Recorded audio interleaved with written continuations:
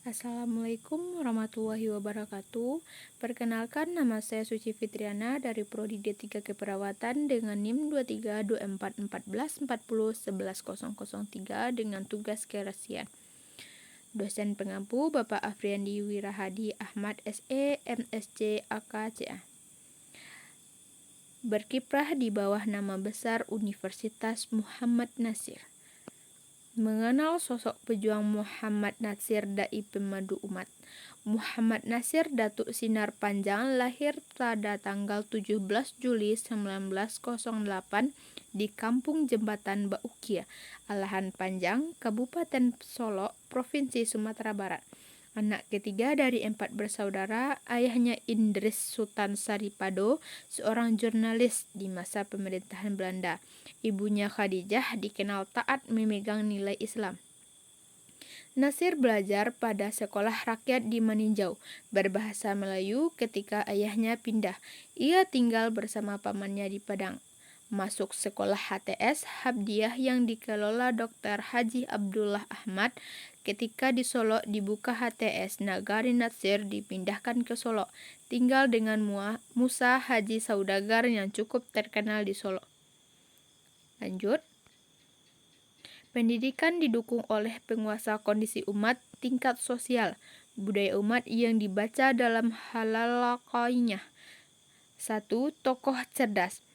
Kriteria menaatinya his, ia mendapat prestasi istimewa, diberi kesempatan dengan melanjutkan ke Mulo dengan beasiswa dari Belanda, sekolah belajar atau satu dengan murid Belanda. Menamatnya Mulo di Padang dengan prestasi baik, mendapatkan beasiswa AMS ke Bandung jurusan sastra bahasa klasik di usia 19 tahun. Tinggal di rumah eteknya Latifah di Bandung saat kelas 2 SMA. Ia sudah sanggup menganalisis pengaruh penanam tebu dan pabrik gula bagi rakyat di Pulau Jawa. Pada tahun 1927 sampai 1930, Muhammad Nasir di Asam Bandung lulus dengan nilai tinggi, berhak melanjutkan di Fakultas Umum di Batavia, tapi Nasir lebih tertarik pada masalah Islam dan pergerakan Islam. Tahun 1931 sampai 1932, khusus guru diploma LO, beliau menolak lamaran kerja sebagai pegawai negeri pemerintahan Hindia Belanda dan lebih tertarik menemui dunia pendidikan. Nasir didirikan Yayasan Pendidikan Islam di Bandung sekaligus menjabat sebagai direktur pada tahun 1932 sampai 1942. Bahkan pada masa penjajahan Jepang 1942 sampai 1945, pemandu umat ini sempat menjadi sekretaris Sekolah Tinggi Islam atau disebut dengan SSTI di Jakarta. Nasir mulai berkecimpung di dunia politik praktisi setelah menjadi anggota Partai Islam awal tahun 40-an, memimpin organisasi Majelis Islam MIAI 1928 sampai 1932. Aktif di Jong Silitain Bots Bandung, disinilah Nasir bertemu dengan Mr. Kasman Singgo di Mejro, Mr. Mohrium Prowoto Mangkusuwito, dan bersama menemui Haji Agus Salim untuk konsultasi menimpa ilmu. Di sini ia bertemu dengan Nur Nahar, aktivitas pemandu putri Naftif yang kemudian dinikahinya di Bandung pada tanggal 20 Oktober 1934. 1932 sampai 1942 dia menjadi Direktur Pendidikan Islam di Bandung. 1940 sampai 1942 anggota Dewan Kabupaten Bandung. 1942 sampai 1945 Kepala Biro Pendidikan Kota Madia Bandung sampai 1945 dan 1946 anggota Badan Pekerja KNIP. Lanjut. Adapun gagasannya terbagi dua. Gagasan dan gerak Bapak Muhammad Nasir membangun dakwah hilal Allah. 2. Membina kerja sama dan ukhuwah, memajukan pendidikan yang berkualitas, membangun masyarakat sehat dan bimbingan bimbingan syariat agama Islam mewujudkan rahmatan lil alamin.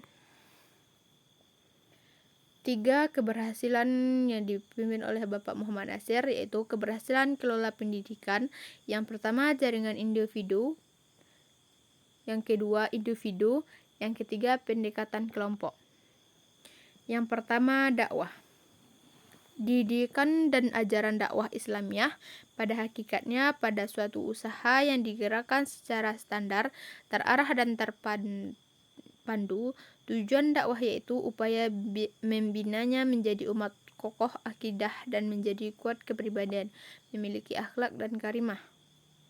Dakwah dan taim ada 4: landasan syara, wawasan ideologis, pemikiran strategis, tindakan taktis. Landasan syara ada 4: akidah tauhid, ketuhanan yang Maha Esa, spiritual, menghidupkan kemanusiaan, pagar spiritual dalam negara. Wawasan ideologis, ukhuwah, esensi kesatuan negara, melakukan kewajiban asasi manusia, menolong yang susah, taat undang-undang. Secara pemikiran strategis, amaliyah berperikemanusiaan beradab, menghadapkan interaksi bangsa, berkepribadian sosial, alam takambang jadi guru. Tindakan taktis, membuat kebijakan adil, menahan diri dari kejahatan, musyawarah menjaga kerahasiaan, konsisten, menghormati perbedaan, loyal dan beradab. Beruat ke hati umat, membiarkan umat terombang-ambing tanpa arah dan tujuan adalah kelainan yang sudah dimaafkan terlebih dari umat itu sendiri.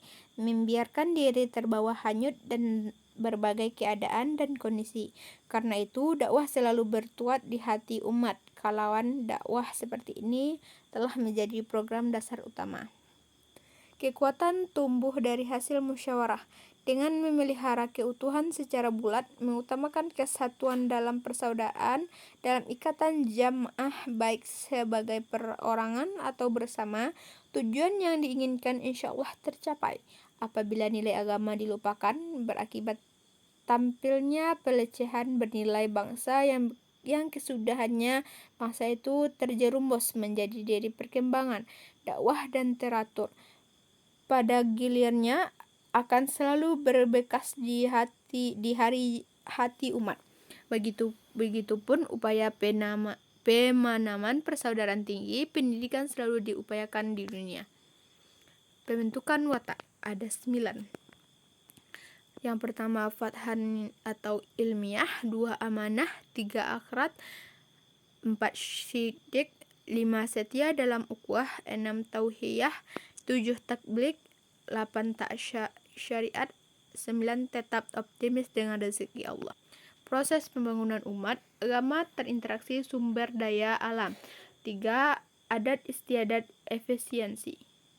Pesan Muhammad Nasir yaitu apabila sasaran dakwah berhadapan dengan bathan, rintangan dan tantangan, harus diatasi dengan kaifiyah yang lebih baik, karena tugas risalah Islam adalah mendatangkan rahmat bagi semesta alam.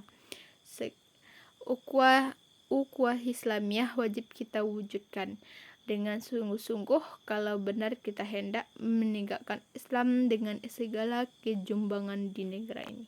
Sekian hasil presentasi saya udahi. Wassalamualaikum warahmatullahi wabarakatuh.